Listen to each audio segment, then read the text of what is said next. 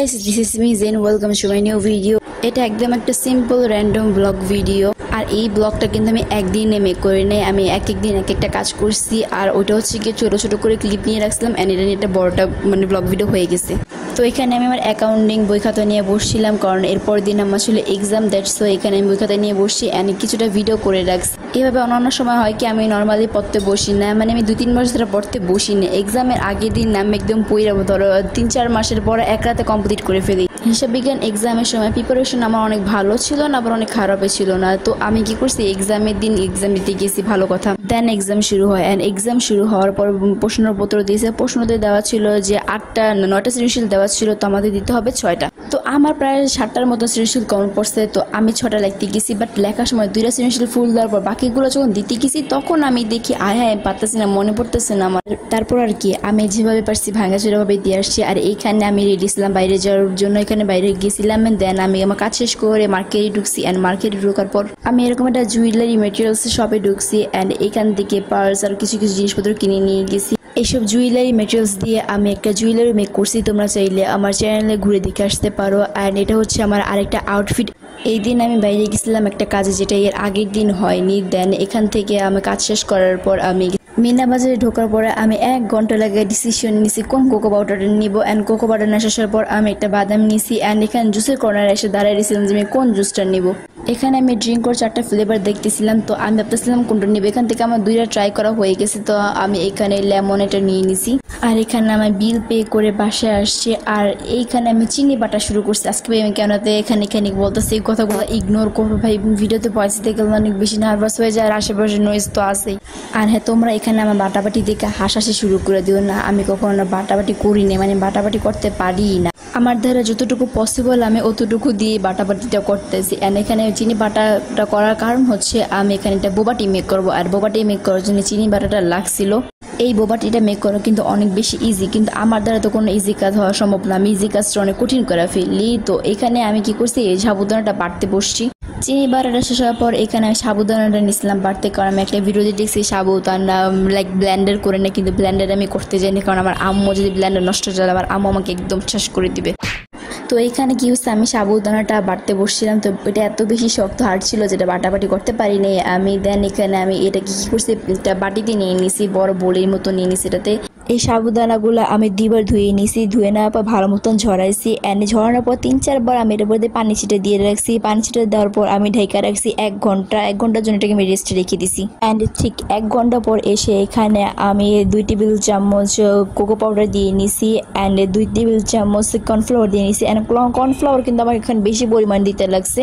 And পরে কেন cornflour এখানে আমার ইউজ করতে হয়েছে সেটা তোমরা ভিডিও দেখলে বুঝতে পারবা। তো কর্নফ্লাওয়ার দেওয়ার পর এখানে আমি সবগুলোকে একসাথে হাত দিয়ে মথে নিছি ভালো মতন। আমি অনেক রেসিপিতে দেখছি মানুষ এই সাবুদানাগুলো ব্লেন্ডারে ব্লেন্ড করে। এই ব্লেন্ডারে ব্লেন্ড করার কারণে যখন সবগুলো উপাদান একসাথে মিক্স করে, তখন এই জিনিসটা অনেক সুন্দর দেখে, মানে হাতে লাগে না বা প্রসেসটা ভালো হয়। এখানে আমি কি করছিলাম, আমার ভুল হয়ে গেছিল, অ্যান্ড কালকে এই জন্য আমি ভয় পেয়ে গেছিলাম। আসলে এখানে কাহিনীটা আমি তোমাদের ফুল বলতেছি। আমি কয়েকদিন ধরে ইউটিউবে ঘাটাঘাটি করতেছিলাম যে কীভাবে বোবাটি মেক করা যায়। তো আমি 2টা রেসিপি দেখছি, যে 2টা রেসিপি আমার কাছে ভালো লাগছে, যে আমার মনে হচ্ছে 2টা রেসিপি যদি ফলো করি তাহলে আমার বোবাটিটা হবে। তো এইখানে আমার মেন ভুলটা ছিল, যখন আমি সবগুলো জিনিস একসাথে মেখে ফেলছি, তখন আমি এইখানে চিনির গুঁড়োটা দিছি, অ্যান্ড পরে আমি আবার 2 টেবিল চামচ পানি দিছি। এটা হচ্ছে আমার মেন সমস্যাটা। দেন এই কারণে আমার এই জিনিসটা ভালো মতো মরতেছিল না, একদম পানি পানি হয়ে যেতেছিল, এই জন্য আমি প্রচুর পরিমাণে ভয় পেয়ে গেছিলাম। বাট পরে এখানে আমি কর্নফ্লাওয়ার দিয়ে জিনিসটাকে ঠিক করি, অ্যান্ড এটা ঠিক হওয়ার পর এখানে আমি গোল গোল করে বাবল বানিয়ে নিতেছি। অ্যান্ড যে প্লেটে আমরা রাখবো, এই প্লেটের ফার্স্টে আমরা কিছুটা কর্নফ্লাওয়ার দিয়ে নেব, অ্যান্ড এই বোবাগুলোর উপরে আমরা কর্নফ্লাওয়ার অ্যাড করবো, যাতে এটা একটার সাথে না লেগে যায়। অ্যান্ড তোমরা হাতেও কিছুটা কর্নফ্লাওয়ার নিয়ে নিবে। আমি এইখানে এই বাড়িটারে একটা কোন কিছুটা কর্নফ্লাওয়ার নিয়ে রাখছি, একটু পরপর আমি এখানে হাতে লাগিয়ে নিতেছিলাম, না হলে এটা কি হইতেছিল যে আমার হাতের উপর অনেক স্টিকি ভাবে লেগে যেতেছিল। তো যাই হোক, অনেক কষ্টের পরে এখানে আমি বাবলগুলো মেক করতে পারছি। এই বোবাগুলা অনেকগুলো হয়েছিল, আমি কিছুটা ফ্রিজে রেখে দিয়েছিলাম, অ্যান্ড এইগুলো মেক করার শেষে আমার হাতের অবস্থা কিছুটা খারাপ হয়ে গেছিল। তারপর আমরা একটা প্লেট নিয়ে নিছি, একটা পাতিলা নিয়ে নিছি, কি মুখ দিয়ে আসতেছে। ফার্স্টে আমরা একটা পাতিল নিয়ে নিছি, অ্যান্ড এই পাতিলাটাতে আমরা কিছুটা পানি দিয়ে নিছি, অ্যান্ড পানিটাকে এখানে আমি সিদ্ধ করে নিছি। যখন পানিটাতে বলক আসে, দেন এটার উপরে বাবলগুলো দিয়ে দিছি। তোমরা আবার আমার এই চুলা পাতিল এসব দেখে হাসাহাসি করো না ভাই, সবকিছু একদম ক্লিন সবসময় থাকে না। আর ভিডিও করার আগে আমি চুলা টুলা এগুলো সবকিছু ক্লিন করে নিয়ে নিই, কারণ আমি জানি বেশিরভাগ ঘরেই এরকম অবস্থায় থাকে, চুলা টুলা সবসময় ক্লিন থাকে না। যাই হোক, এখানে আমরা যখন এই বাবুলগুলো দিয়ে দিব, এরপর 10 মিনিট আমরা এটাকে খালি জাল দিব। দেন 10 মিনিট পর আমরা ঢাইকা দিব, কোনো একটা সরা দিয়ে। দেন এইভাবে আরো 10 মিনিট আমরা জাল দিব। জাল দেওয়ার পর এটাকে নিচে নামায় ফেলবো যখন দেখবো পুরো সিদ্ধ হয়ে গিয়েছে। দেন এই বোবাগুলোকে আমরা একটা ছাঁকনির সাহায্যে ছেঁকে নেব। লিটারেলি গাইস, আমার এই পুরো খাবারটা আমি সব থেকে বড় ভুল করছি এইখানটাতে। এখানে আমি গুড় ইউজ করছি, কিন্তু এখানে গুড়ের বদলে ব্রাউন সুগার ইউজ করা হয়, কিন্তু আমার কাছে ব্রাউন সুগার ছিল না, দ্যাটস ওয়াই এখানে আমি গুড় ইউজ করছি। কারণ আমি যে রেসিপিটা দেখছিলাম ওই রেসিপিটাতে ওই মেয়েটা গুড়ি ইউজ করছে, কিন্তু তার একটু বেশি পরিমাণে এখানে আমার গুড়টা দেওয়া উচিত ছিল। কিন্তু আমি তোমাদের সাজেস্ট করবো এখানে ব্রাউন সুগারটা ইউজ করতে। ব্রাউন সুগারটা এখানে দিয়ে দিলে এটা গলে যাবে, না হলে তোমরা আলাদা করে গুলিয়ে নিতে পারো। অ্যান্ড আমাদের বোবাগুলো মেকআপ কমপ্লিট হয়ে গেছে। তো এখানে আমি একটা মিল্কশেক তৈরি করে নিয়ে যাচ্ছিলাম। মিল্কশেক আমার এখানে হয় না, এখানে আর অনেক কিছু অ্যাড করতে লাগতো, কিন্তু আমি অ্যাড করি না। এখানে আমি কি অ্যাড করছি এটা তোমাদের কাছে বলতেছি।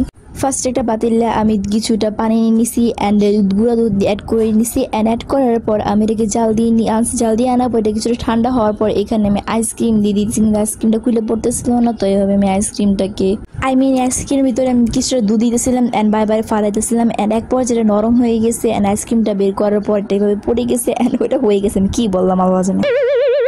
তোমরা চাইলে এখানে আরো অনেক কিছু সেট করতে পারো, যেমন তোমরা আরো 3-4টা আরো আইসক্রিম দিতে পারো, দেন কিটক্যাট চকলেট, আরো নানান ধরনের চকলেট দিতে পারো, আর অনেক কিছু দিতে পারো। তো এখানে আমার কাছে এত কিছু ছিল না, তো আমার কাছে যা ছিল আমি তাই দিয়ে একটা মিল্কশেক টাইপের কিছুটা তৈরি করছি। আমার আশেপাশে অনেক বেশি আওয়াজ, এগুলো প্লিজ তোমরা ইগনোর করে যাও, এগুলা রিমুভ করা যায় না, যেহেতু ক্যাপকাট দিয়ে আমি ভিডিও এডিট করে। আর এখন ক্যাপকাটে সব কিছুই প্রায় প্রো হয়ে গেছে। আর অন্য কোনো ভালো অ্যাপ আমাকে থাকলে সাজেস্ট করো, আমার অন্য কোনো ভালো অ্যাপ জানাও নাই, দ্যাটস ওয়াই আমি অন্য কোনো অ্যাপ দিয়ে এডিট করতেও পারতাছি না।